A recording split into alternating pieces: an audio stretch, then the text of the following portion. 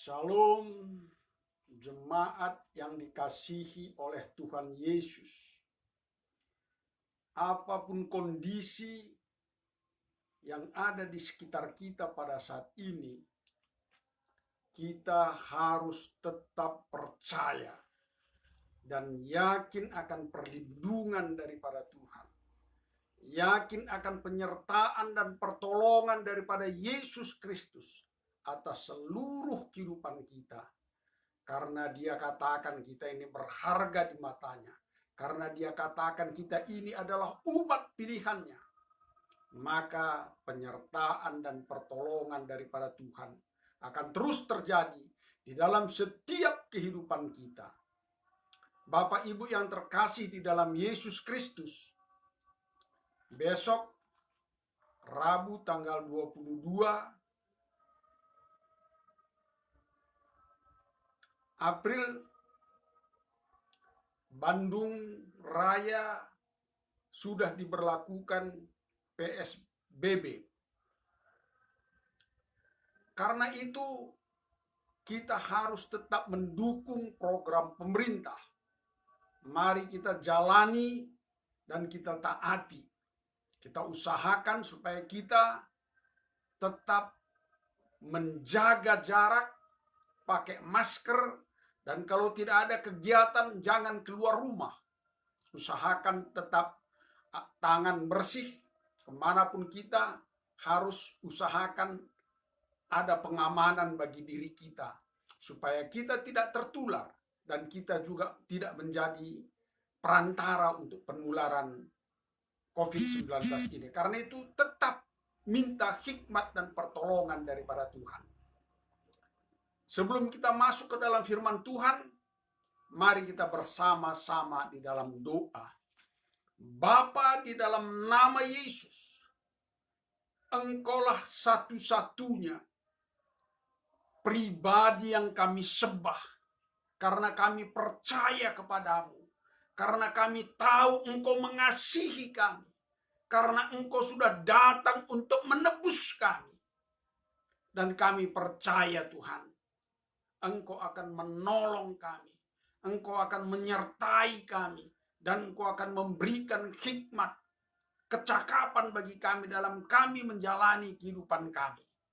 Oleh karena itu Tuhan, mari malam hari ini buat hati kami makin bersuka cita, buat hati kami makin bergembira oleh karena Tuhan di dalam hidup kami. Saat ini Tuhan, kami mau mendengarkan sebagian daripada firman-Mu.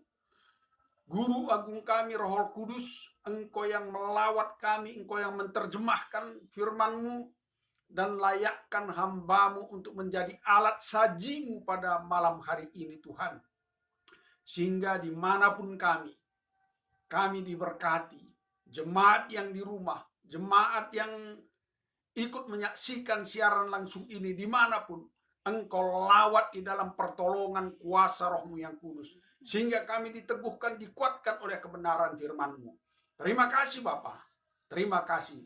Berfirmanlah bagi kami. Dalam nama Yesus kami mengucap syukur dan berdoa. Haleluya. Amin. Adapun yang menjadi renungan kita pada malam hari ini diambil dari Kolose 3 ayat yang ke-15 sampai dengan ayat yang ke-17.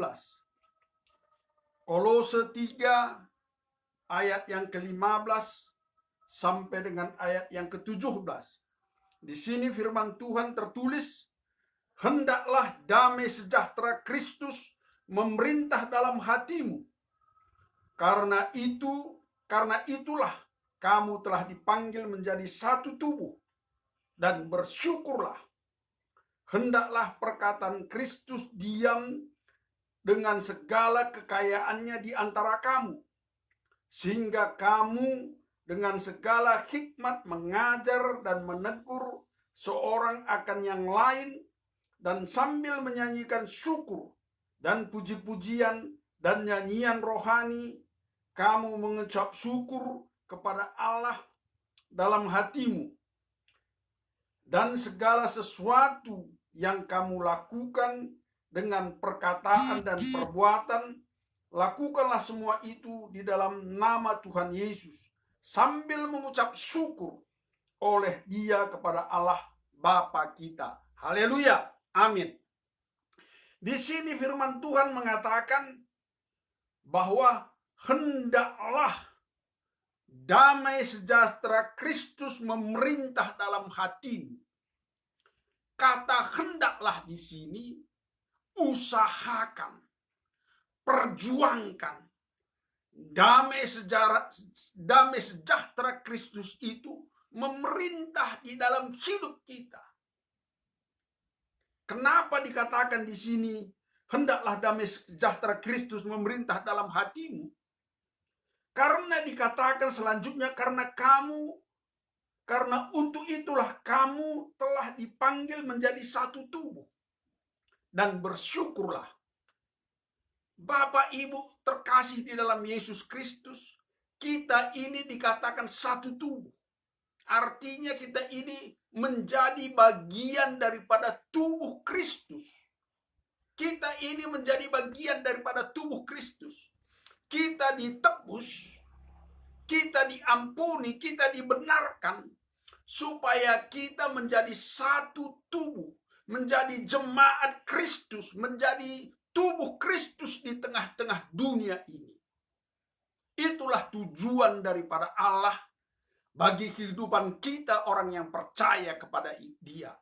Karena itu katanya sebagai tubuh Kristus, kita harus memiliki damai sejahtera daripada Allah.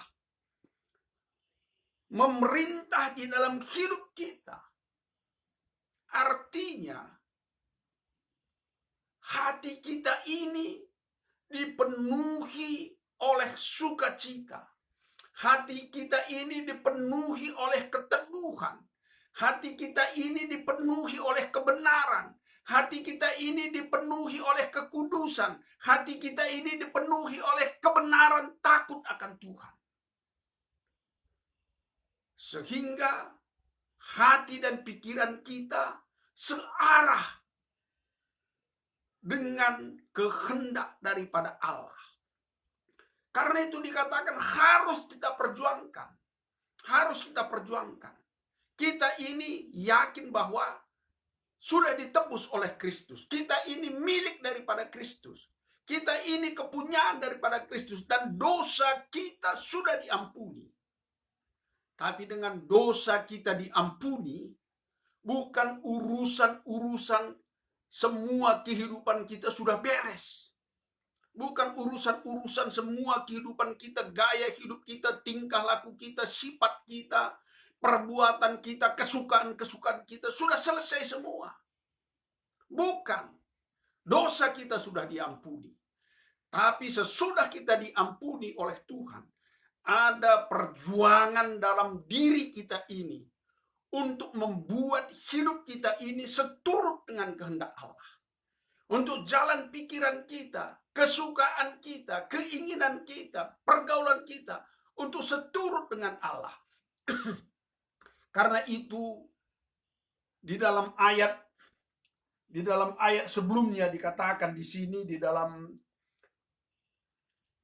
Kolose 3 ini tadi, di dalam ayat 5 dikatakan karena itu matikanlah dalam dirimu segala sesuatu duniawi, yaitu percabulan, kenajisan, hawa nafsu, nafsu jahat, dan juga keserakahannya sama dengan penyembahan berhala. Semua itu mendatangkan murka Allah.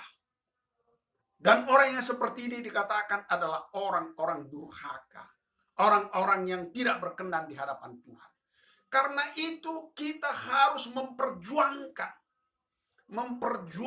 diri kita ini, memperjuangkan hidup kita ini. Untuk keluar dari kehidupan kita yang lama. Untuk keluar dari kesukaan-kesukaan. Untuk keluar dari segala sesuatu yang tidak berkenan di hadapan Allah. Kita memang sudah ditebus. Kita memang sudah diampuni. Tapi dengan kita sudah diampuni, dengan kita mengaku dosa kita, sifat karakter kita, masih melekat di dalam diri kita. Kesukaan-kesukaan kita, kebiasaan-kebiasaan buruk kita masih melekat, masih mengikuti keinginan-keinginan tubuh kita itu.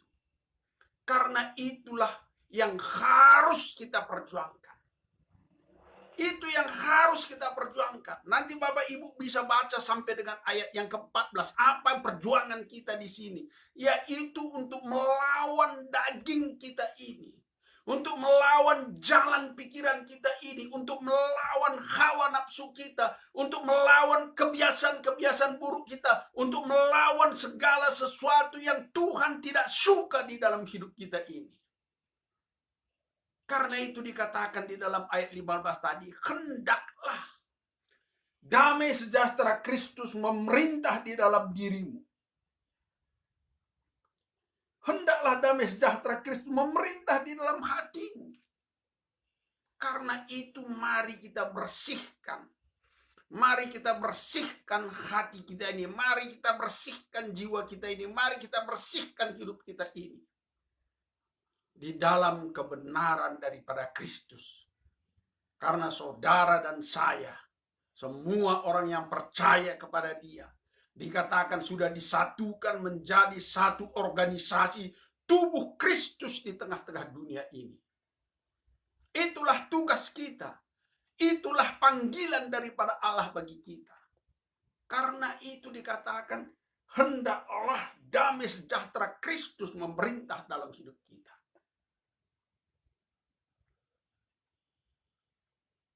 Sering sekali di dalam hati kita ini berbantah-bantah antara yang benar dengan yang tidak benar. Antara yang kita tahu apa yang harus kita kerjakan, tetapi kita tidak mengerjakannya. Oleh karena itu, mari kita perjuangkan. Mari kita perjuangkan. Pertama, harus kita lihat kembali ke dalam diri kita ini. Apa-apa saja yang menghalangi pertumbuhan kita untuk bertumbuh di dalam mengikut Tuhan. Apa-apa saja yang menghalangi kesetiaan kita. Apa-apa saja yang menghalangi keinginan-keinginan daging ini. Sehingga kita sering sekali tidak bertumbuh di dalam kita mengikut Tuhan. Di dalam ayat yang ke-15 dikatakan, bagaimana supaya damai sejahtera Kristus itu memerintah di dalam hidup kita. Katakan di sini, hendaklah perkataan Kristus diam dengan segala kekayaannya di antara kami. Dikatakan di sini selanjutnya, sesudah kita melepaskan semua kebiasaan-kebiasaan buruk kita, pikiran-pikiran buruk, dendam dan seterusnya, sesudah kita lepaskan itu semua, harus kita isi diri kita ini, kita isi pikiran kita, kita isi hati kita dengan perkataan Kristus. Hendaklah perkataan Kristus diam dengan segala kekayaannya di antara kamu. Artinya, mari kita imani bahwa Yesus itu adalah Tuhan. Mari kita percayai janji-janji daripada Allah itu. Mari kita perkatakan janji-janji Allah itu ke dalam hati kita, ke dalam pikiran kita, ke dalam jiwa kita, ke dalam roh kita. Karena dikatakan, hendaklah perkataan Kristus diam di dalam kamu dengan segala kekayaannya. Dengan segala kekayaannya. Karena itu kita perjuangkan. Kita perjuangkan perkataan Kristus itu. Kita perjuangkan firman Tuhan itu. Menjadi dasar di dalam kita menjalani kehidupan kita. Menjadi dasar di dalam kita berumah tangga, menjadi dasar di dalam kita bergaul, menjadi dasar bagi kita untuk mendidik, membesarkan anak-anak kita, menjadi dasar bagi kita untuk bekerja, menjadi dasar. Perkataan Kristus. Yesus mengatakan sesudah khotbah di bukit itu, akhir daripada khotbahnya, orang yang mendengarkan perkataanku itu dan melakukannya, ia sama seperti orang yang mendirikan rumah di atas batu. Apabila datang topan dan banjir, rumah itu tidak rusak. Tapi bagi orang yang mendengarkannya dan tidak melakukannya, dikatakan seperti orang yang mendirikan rumah di atas pasir. Sehingga datang hujan, datang banjir, datang angin, maka rusaklah rumah itu. Jadi firman Tuhan bukan hanya sekedar diketahui. Firman Tuhan bukan sekedar diketahui. Tapi firman Tuhan adalah untuk kita lakukan, untuk kita pakai sebagai dasar di dalam kehidupan kita. Itulah yang membuat kita kuat. Itulah yang membuat kita kokoh. Itulah yang membuat kita tahan uji. Itulah yang membuat kita tidak tergoda atas semua keindahan-keindahan daripada dunia ini. Jadi mari kita tarik firman Tuhan itu. Kita perkatakan terhadap jiwa kita. Aku ini milik Kristus. Ditebus dengan darah daripada Yesus, darah yang mahal. Semua dosaku sudah ditanggung oleh Yesus dengan penderitaan yang sedemikian berat. Karena Tuhan mengatakan saya berharga. Karena Tuhan mau menyelamatkan saya. Oleh karena itu aku mau menghormati kasih daripada Kristus. Aku mau menghargai pengorbanan daripada Kristus. Dengan kita mendasari setiap kehidupan kita di dalam kebenaran, di dalam takut akan Tuhan. Karena itu dikatakan hendaklah perkataan Kristus diam dengan segala kekayaannya di antara kamu. Selanjutnya dikatakan sehingga kamu dengan segala hikmat mengajar dan menegur seorang yang akan lain sambil menyanyikan mazmur dan puji-pujian dan nyanyian rohani dan mengucap syukur kepada Allah di dalam hatimu. Kalau perkataan Kristus memenuhi hati pikiran kita, memenuhi jiwa kita, maka kemanapun kita pergi, bergaul, berkata-kata dengan orang, maka kita diberi perbendaharaan kata-kata. Perbendaharaan kata-kata kebenaran, kata-kata firman Tuhan. Sehingga dikatakan di sini, sehingga kamu dengan segala hikmat, dikatakan dengan segala hikmat, dengan segala kecakapan, dengan segala marifat, dengan segala kebenaran kita boleh menyatakan apa yang ada di dalam hati kita, yaitu tentang kebenaran daripada Tuhan. Sehingga kita dibilang berkata-kata, mengajar, mendidik, menasehati. Sehingga kita ini boleh menjadi saluran berkat daripada Tuhan. Karena itu Yesus pernah berkata kepada perempuan Samaria itu, kalau engkau minum air ini, engkau akan haus kembali. Tapi kalau engkau minum air yang kuberikan kepadamu, engkau tidak akan haus lagi. Karena air yang kuberikan kepadamu akan menjadi mata air di dalam hatimu, yang terus akan mengalir sampai kesudahan zaman. Jadi kebenaran daripada Allah, perkataan daripada firman Tuhan itu akan terus bertambah-tambah dengan hikmat, dengan kecakapan, dengan pertolongan daripada Allah, kita bisa mengatakan kebenaran itu. Sekarang ya Bapak Ibu, hampir-hampir semua orang tua yang anak-anaknya remaja, SMA, SMP, bahkan ada yang kuliah, sulit sekali untuk mengajar, untuk mengarahkan, untuk mendidik mereka. Bahkan berbantah-bantah dengan mereka, bahkan mereka memberontak apa yang kita katakan. Karena kita tidak punya kata-kata hikmat. Karena mungkin sering sekali emosi kita yang muncul, keinginan kita yang muncul, amarah kita yang muncul. Sehingga kita sering sekali mengalami jalan buntu di dalam mendidik, di dalam mengarahkan, di dalam berkata-kata kepada anak kita. Jangankan dulu di luar sana, di rumah saja pun kita sering sekali sudah kehilangan kata-kata hikmat. Kata-kata untuk mengajar, kata-kata untuk mendidik. Karena yang muncul sering sekali emosi kita. Karena sering sekali daging kita ini dipengaruhi. Mungkin oleh karena rasa capek.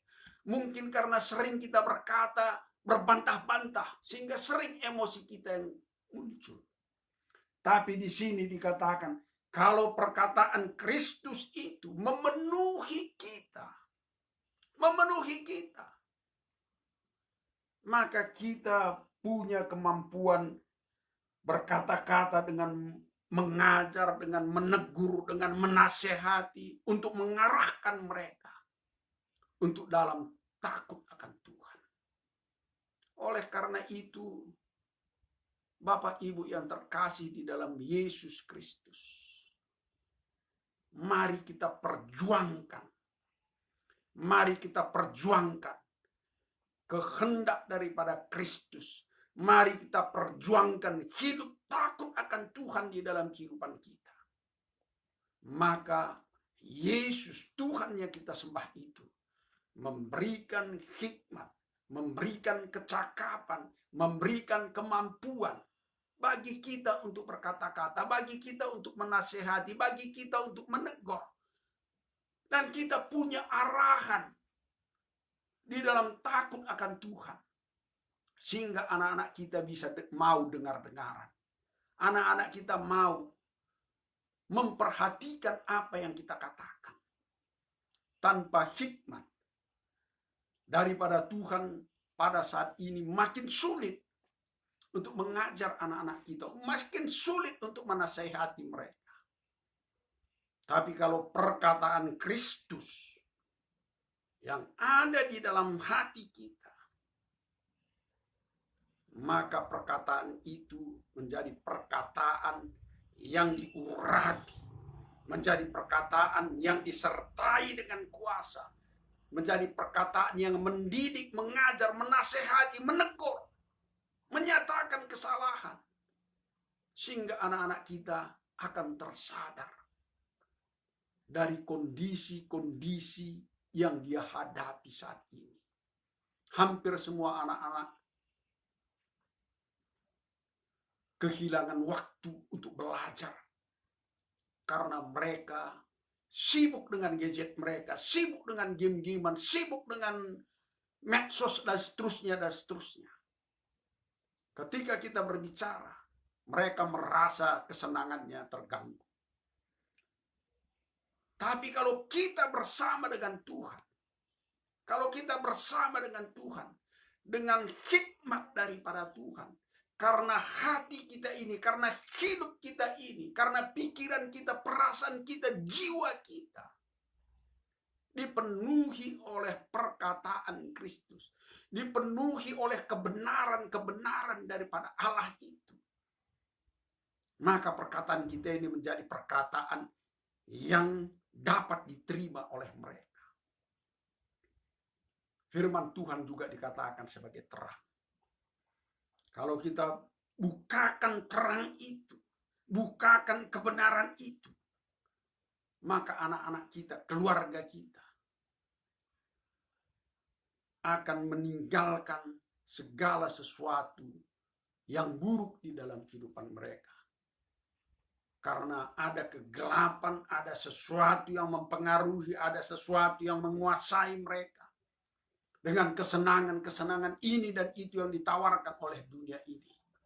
Seperti gadget tadi dengan game-gamean, dengan medsos dan seterusnya dan seterusnya. Mereka tidak melihat lagi masa depannya. Mereka tidak melihat lagi apa yang mereka perjuangkan. Mereka terikat di dalam kondisi yang seperti itu. Tapi kalau kita, Bapak Ibu, memiliki hikmat dalam berkata-kata, maka kata-kata, ucapan, keinginan daripada Bapak Ibu yang disampaikan kepada anak-anak, yang disampaikan kepada keluarga, ataupun yang disampaikan kepada teman-teman sepergaulan, teman-teman bekerja, ada urapan hikmat daripada Allah di sana. Sehingga mereka tahu, mereka sadar akan apa yang kita katakan itu dan berguna bagi hidup mereka. Oleh karena itu, bagian yang pertama yang harus kita kerjakan, seperti saya bilang tadi, semua yang buruk harus kita lepaskan dulu itu semua. Semua yang buruk harus kita lepaskan itu semua. Karena ada istilah susu sebelanga rusak oleh nila setitik. Susu sebelanga rusak oleh nila setitik. Demikian juga sebagai kita orang percaya. Oleh karena perbuatan, oleh karena sikap, oleh karena perkataan sembarangan atau bagaimana, itu yang akan diingat oleh orang. Itu yang akan diingat. Katanya Kristen, katanya mengikut Tuhan. Karena itu yang harus pertama sekali kita perjuangkan. Pertama sekali kita perjuangkan, dikatakan di dalam ayat 5 tadi. Semua yang buruk, semua yang baik, semua hawa nafsu, kebencian dan seterusnya, kita tinggalkan itu semua.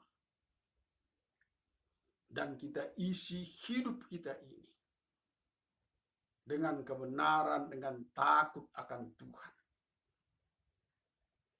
Jadi mengikut Tuhan ini merupakan satu perjuangan yang tiada hentinya. Merupakan satu perjuangan yang tiada hentinya. Hari lepas hari, firman Tuhan itu akan berbicara bagi kita. Hari lepas hari, firman Tuhan itu akan menyatakan segala sesuatu yang dikehendaki oleh Allah. Firman Tuhan itu akan terus mengoreksi hidup kita ini untuk makin lebih baik dan makin lebih baik lagi. Karena itu, mengikut Tuhan adalah merupakan satu perjuangan. Karena itu dikatakan di dalam ayat 17, dan segala sesuatu yang kamu lakukan dengan perkataan atau perbuatan, lakukanlah semua itu dalam nama Tuhan Yesus, sambil mengucap syukur oleh Dia kepada Allah Bapa kita. Dikatakan segala sesuatu yang kami lakukan, lakukanlah itu semua dalam nama Tuhan Yesus. Dalam nama Tuhan Yesus.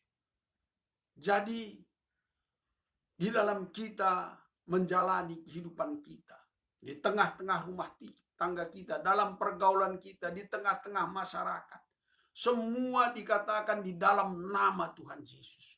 Artinya kita harus mementingkan, kita harus mengusahakan apa yang dikehendaki oleh Tuhan, yaitu dengan memperjuangkan kehendak daripada Allah di dalam kehidupan kita sebagai orang percaya. Dan kalau kita hidup di dalam kondisi yang seperti itu, maka damai sejahtera daripada Allah, sukacita daripada Allah, ketenangan, keteduhan masa depan dalam hidup kita akan Tuhan buat menjadi kehidupan yang berhasil. Sebagai yang terakhir dikatakan di dalam Mazmur 1 itu. Barang siapa yang merenungkan firman Tuhan itu siang dan malam dan melakukannya di dalam hidupnya, ia dikatakan seperti pohon yang ditanam di tepi aliran air, yang tidak mengalami kekeringan, yang menghasilkan buah pada musimnya, dan daunnya tidak pernah layu. Itulah kekuatan daripada kebenaran daripada Allah. Itulah kekuatan daripada firman Tuhan itu. Itulah kekuatan daripada kehendak daripada Allah. Sehingga kita bukan dibuat makin terpuruk, tetapi kita dibawa ke dalam keberhasilan. Karena dikatakan kita seperti pohon yang ditanam di tepi aliran air dan menghasilkan buah pada musimnya.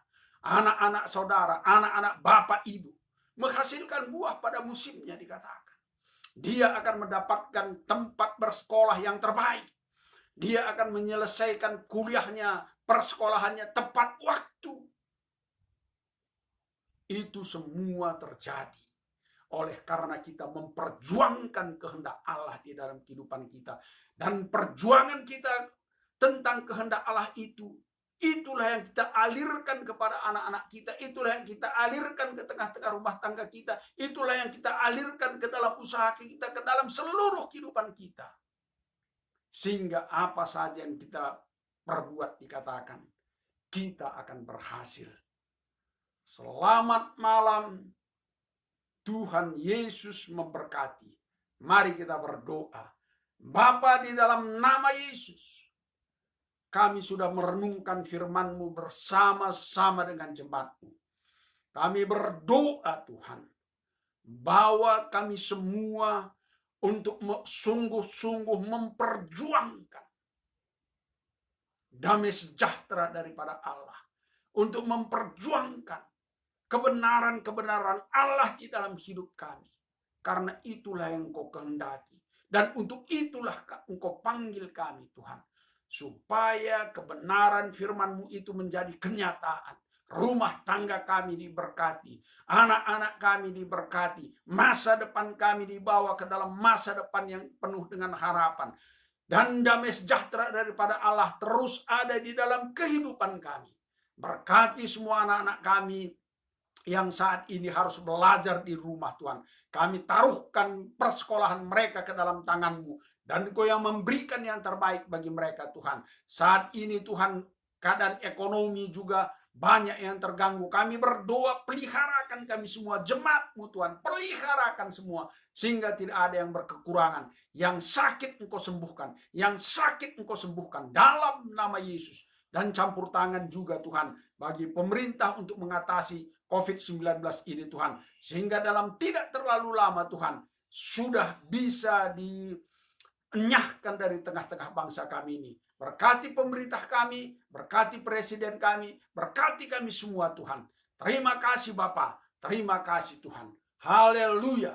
Damai sejahtera daripada Allah Bapa, kasih daripada Yesus Kristus, kemurahan dan pertolongan daripada Allah di dalam kuasa Roh Kudus menyertai dan menuntun kami hari lepas hari. Haleluya. Amin. Selamat malam. Tuhan Yesus memberkati. Amin.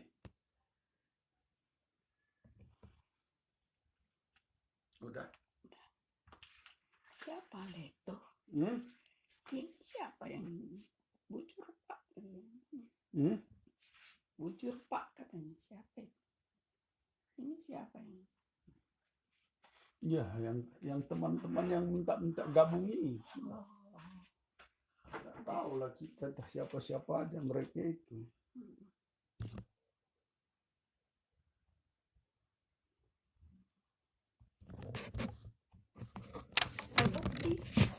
Oh, itu ada orang marga Surbakti di Medan.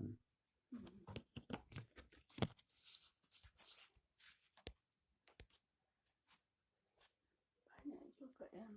Rahayu Titin, Letopaya, Letopai siapa? Nggak tahu siapa. Yuli Sinaga. Iya. Samosir. Banyak juga. Topo.